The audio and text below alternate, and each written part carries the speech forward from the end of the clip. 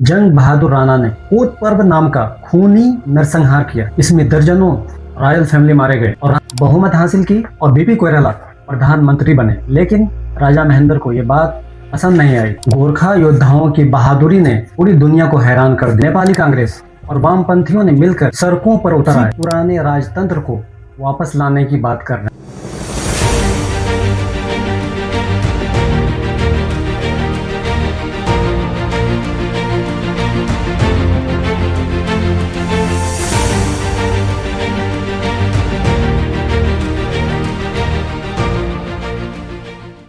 सलाम दोस्तों, आज हम बात करने वाले हैं एक ऐसे देश की जहां इतिहास की लहरें इतनी तेज बहती है कि हर मोड़ पर क्रांति का तूफान आ जाता है।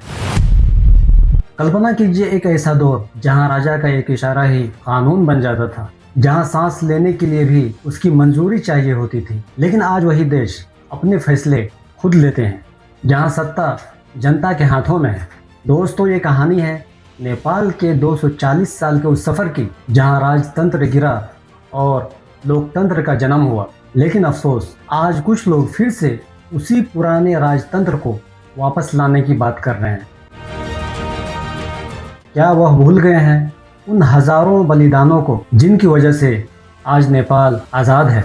दोस्तों, इस वीडियो में हम नेपाल के इतिहास को स्टेप बाय स्टेप समझेंगे। शुरुआत से लेकर आज तक हम देखेंगे कि राजतंत्र कैसा था और राणा शासन की सच्चाई क्या थी और लोकतंत्र की लड़ाई कैसे लड़ी गई, और आज गणतंत्र में क्या चुनौतियां हैं। और सबसे बड़ा सवाल, क्या राजा बेहतर थे या रिपब्लिक ही असली रास्ता है? अगर आप ये वीडियो पूरा देखेंगे तो अंत में आपको ऐसा राज पता चलेगा जो नेपाल के भविष्य को बदल सकता है। तो चलिए शुरू करते हैं। अगर आपको ये लगता है कि ये सिर्फ नेपाल की कहानी है तो आप गलतफहमी मत पालिए। ये हर लोकतंत्र की कहानी है जिसमें भारत भी शामिल है। दोस्तों, कहानी शुरू होती है 18वीं शताब्दी से। उस वक्त नेपाल छोटे छोटे राज्यों और रियासतों में बटा हुआ था, जैसे आज का भारत अगर एकजुट ना होता। गोरखा के राजा पृथ्वी नारायण शाह ने इन सब को जोड़कर एक आधुनिक नेपाल बनाया। 1769 में उन्होंने काठमांडू घाटी पर विजय हासिल की और देश को एकीकृत किया। उनका नारा था, नेपाल 4 वर्ण और 36 जाति का फुलवारी है, मतलब विविधता में एकता। क्या आप जानते हैं उनके शासनकाल में हमलों का डट कर मुकाबला किया। 1814 से लेके 1816 तक एंग्लो नेपाली युद्ध में गोरखा योद्धाओं की बहादुरी ने पूरी दुनिया को हैरान कर दिया। ब्रिटिशों को इतनी मुश्किल हुई कि उन्होंने गोरखाओं को अपनी सेना में भर्ती करना शुरू कर दिया। शाह वंश के राजाओं ने देश को मजबूत बनाया, जैसे राजा राम शाह ने न्याय व्यवस्था को सुधारा और पृथ्वी नारायण शाह के बेटे प्रताप सिंह शाह ने सांस्कृतिक एकीकरण किया। लेकिन दोस्तों, यहाँ से कहानी में ट्विस्ट आता है। 19वीं शताब्दी में आंतरिक कलह बढ़ी। जंग बहादुर राणा ने कोत पर्व नाम का खूनी नरसंहार किया। इसमें दर्जनों रॉयल फैमिली मारे गए और राणा ने सत्ता हथिया ली। अब राजा सिर्फ नाम के रह गए, असली पावर राणा प्रधानमंत्री के हाथ में थी। दोस्तों, अब आता है नेपाल के इतिहास का सबसे अंधकारमय चैप्टर, राणा शासन, जो 1846 से 1951 तक चला। जंग बहादुर राणा ने ब्रिटिशों से दोस्ती रखकर खुद को सुरक्षित रखा। लेकिन जनता को क्या मिला? कुछ नहीं। देश को दुनिया से अलग थलग रखा गया। शिक्षा, स्वास्थ्य, विकास सब नगण्य थे। राणाओं ने आलीशान महल बनवाए, लेकिन जनता गरीबी और अज्ञानता में जी रही थी। प्रेस पर बैन और राजनीति पर कंट्रोल। कोई आजादी नहीं, कोई स्वतंत्रता नहीं। द्वितीय युद्ध में, दूसरी विश्व युद्ध में नेपाली सैनिक ब्रिटिशों के लिए लड़े, लेकिन घर लौटकर उन्होंने आजादी की मांग की। क्या आप सोच सकते हो एक ऐसा शासन जहां राजा सिर्फ कठपुतली हो? लेकिन दोस्तों, हर तानाशाही का एक न एक दिन अंत जरूर होता है। 1950 में भारत से निर्वासित राजा त्रिभुवन ने नेपाली कांग्रेस के साथ मिलकर एक क्रांति शुरू की। नवंबर 1950 में विद्रोह फैला और फरवरी 1951 में राणा शासन का अंत हो गया।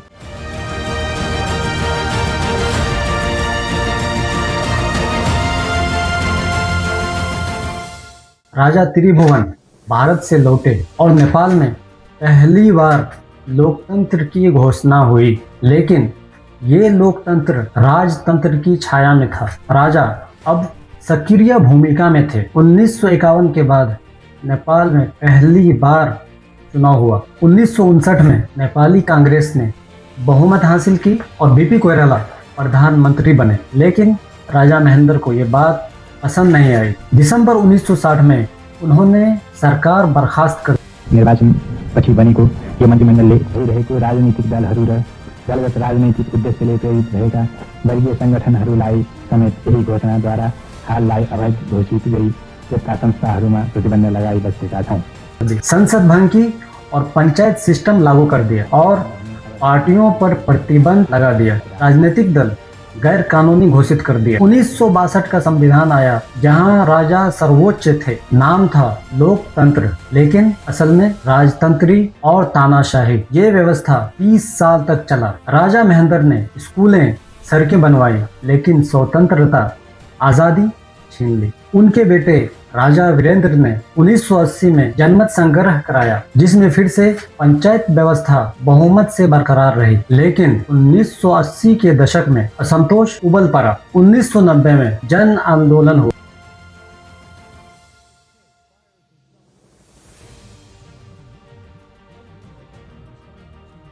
नेपाली कांग्रेस और वामपंथियों ने मिलकर सड़कों पर उतर आए और दोस्तों, राजा को झुकना पड़ा और नया संविधान आया। बहुदलीय मल्टी पार्टी लोकतंत्र और संवैधानिक राजतंत्र आया। लेकिन दोस्तों, यहीं से अस्थिरता शुरू हुई। सरकारें बार बार गिरती रही और 1996 में माओवादियों ने जन युद्ध शुरू किया। 10 साल का खूनी संघर्ष, जिसमें 17,000 से ज्यादा जानें गईं।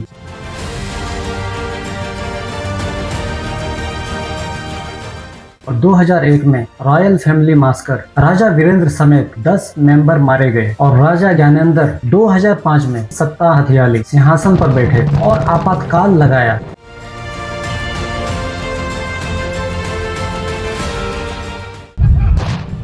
लेकिन जनता का भरोसा टूट चुका था और फिर से 2006 में दूसरा जन आंदोलन शुरू हुआ। सब कुछ बदल दिया। 7 पार्टियों और माओवादियों ने मिलकर राजा को झुकाया।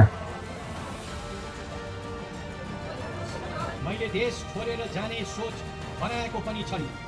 म मातृभूमि नेपालमा नै बसी मुलुकको बृहत्तर हित र शान्तिका लागि योगदान पुर्याउन चाहन्छु। शांति समझौता हुआ और माओवादी मुख्य धारा में आए और 2008 संविधान सभा चुनाव में माओवादियों ने जीत हासिल की और 28 मई 2008 में नेपाल आधिकारिक तौर पर संघीय लोकतांत्रिक गणराज्य घोषित किया गया। गणतंत्र के साथ नेपाल ने नई शुरुआत की। 2008 में रामवरण यादव पहले राष्ट्रपति बने और माओवादी नेता पुष्पकमल दाहाल प्रधानमंत्री बने और राजा ज्ञानेंद्र को महल छोड़ना पड़ा। और यहाँ पे 240 साल से चलती आ रही परंपरा राजतंत्र का खात्मा हो गया। लेकिन स्थिरता जारी रही। 2015 तक नेपाल में 10 सरकारें बदली। माओवादी, नेपाल कम्युनिस्ट पार्टी UML और नेपाली कांग्रेस के बीच सत्ता का खेल चला।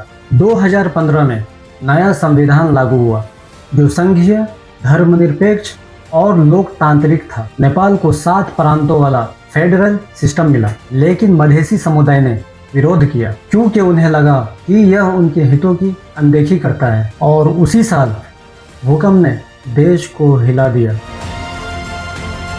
फिर भी विकास हुआ, पर्यटन बढ़ा, इंफ्रास्ट्रक्चर सुधरा, लेकिन भ्रष्टाचारी और बेरोजगारी बढ़ी। 2022 के बाद से गठबंधन की सरकारें बार बार बदलती रहीं। KP शर्मा ओली, शेर बहादुर देवा और प्रचंड जैसे नेता बार बार प्रधानमंत्री बने। 2024 में भी एक के बाद एक कोलिशन बनते और टूटते रहे, जिससे अस्थिरता की कमी साफ दिखी और भ्रष्टाचारी, बेरोजगारी और गरीबी बड़ी समस्याएं रही। दोस्तों, अब आते हैं आज के दौर पर।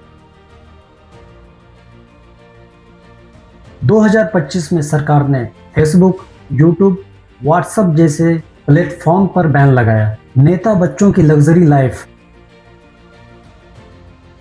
और फंड का दुरुपयोग देखकर जनता फट पड़ी और फिर जेनजी युवाओं ने यूथ अगेंस्ट करप्शन आंदोलन शुरू किया और काठमांडू में प्रदर्शन, संसद पर हमले और पार्टी ऑफिसों में आग। सितंबर 2025 में हिंसक झड़पें और 76 लोग मारे गए और कमोबेश 2300 घायल हुए और 9 सितंबर को प्रधानमंत्री केपी शर्मा ओली को इस्तीफा देना पड़ा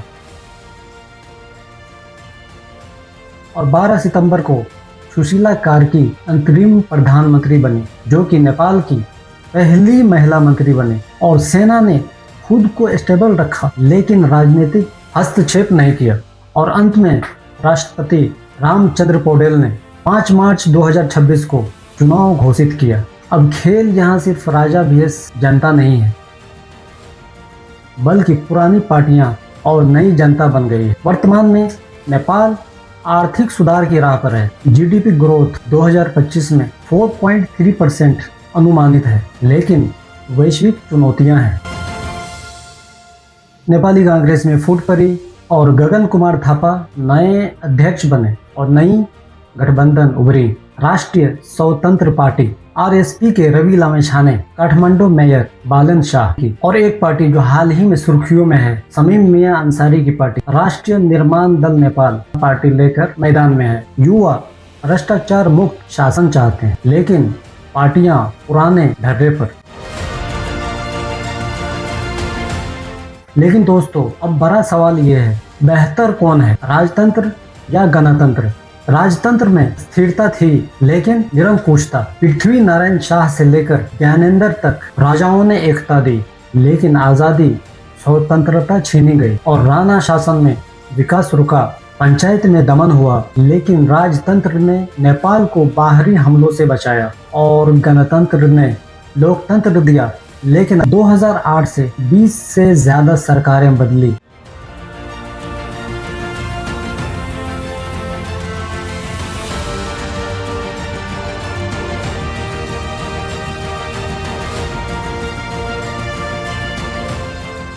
भ्रष्टाचार बढ़ा, लेकिन समावेशिता, महिलाएं, जातीय समूह प्रतिनिधित्व आ रहे हैं। आर्थिक विकास राजतंत्र के मुकाबले में तेज है, लेकिन असमानता और यहाँ पे युवा विद्रोह बताता है सुधार की गुंजाइश है। दोस्तों, यहाँ पे मुद्दा ये नहीं है कौन सा तंत्र पुराना है और कौन सा नया। असली मुद्दा यह है कौन सा सिस्टम आपको आवाज देने की ताकत रखता है। राजतंत्र एक अतीत था और गणतंत्र रिपब्लिक हमारा भविष्य है। लेकिन आज नेपाल के सामने सबसे बड़ी चुनौती क्या है? भ्रष्टाचार और कमजोर संस्थाएं। अब यहाँ गौर करने वाली बात यह है कि जब घर की छत टपकती है तो हम घर की मरम्मत करते हैं, पूरा घर नहीं गिरा देते। वैसे ही अगर हमारे गणतंत्र में कमजोरियां हैं, खामियां हैं, तो समाधान उसे उखाड़ फेंकना नहीं है, बल्कि उसे रिपेयर और मजबूत करना है। नेपाल की जनता को ये समझना होगा कि लोकतंत्र कोई अलादीन का चिराग नहीं है जो रातों रात सब चीज ठीक कर दे। ये एक प्रक्रिया है, प्रोसेस है। अगर सिस्टम काम नहीं करता है तो नेताओं को बदलिए, अपनी पॉलिसी को बदलिए, नेताओं से जवाबदेही मांगिए,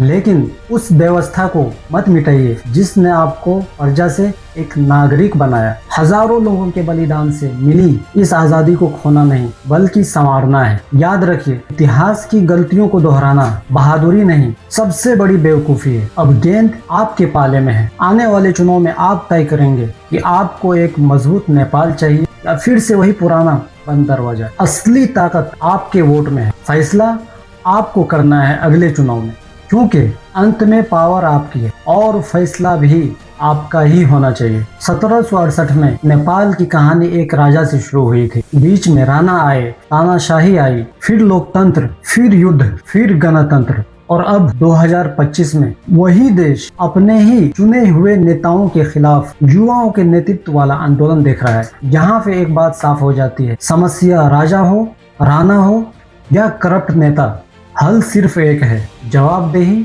और जनता की ताकत।